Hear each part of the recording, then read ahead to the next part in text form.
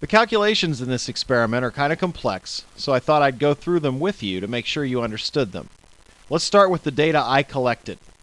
In order to get 10.0 milliliters, I needed 205 drops. The diameter of the circle I measured was 20.32 centimeters. Okay, that's my data. From there I ought to be able to do all of the calculations. First, we determine the volume of a single drop out of the eyedropper. That's not too bad. It took 205 drops to make 10.0 milliliters. So 10.0 milliliters divided by 205 drops gives me the number of milliliters in a drop, and that's 0.0488 milliliters per drop. Okay, now I can figure out from that the number of grams I dropped into the bowl, because the density of the solution is 1.00 grams per milliliter. The volume of a single drop is 0.0488 milliliters. If I multiply those two together, milliliters cancel, and I get the grams that I dropped into the bowl, 0.0488 grams. That mass contains a lot of things, and the only thing that made this experiment work was sodium stearate, so I have to figure out the grams of sodium stearate I added. Well, doing the dilution correctly gives me a solution that is 0.0125% sodium stearate. So to get the grams of sodium stearate, I take the grams of the solution that I added, 0.0488, and I multiply by 0.000125 to get 0.0125%. So that turns into 6.10 times 10 to the minus 6 grams. Alright, that's the number of grams of sodium stearate I dropped into the bowl. But what I really need to know is how many molecules that is.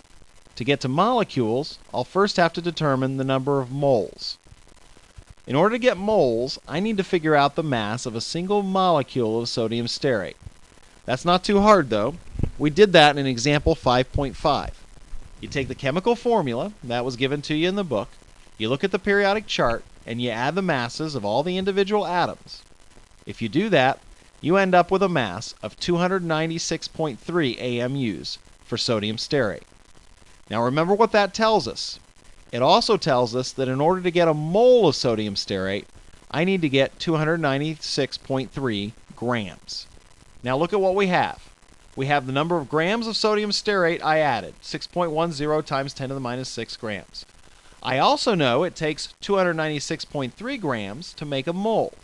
So I can determine the moles of sodium stearate by simply taking the mass, 6.10 times 10 to the minus 6 grams, putting it over 1, and multiplying by the conversion between moles and grams.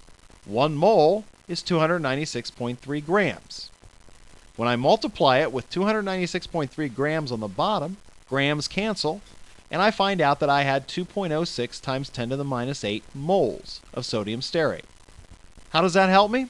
Well, remember, moles is a way of counting molecules. So now that I know the number of moles of sodium stearate, I can get the number of molecules of sodium stearate.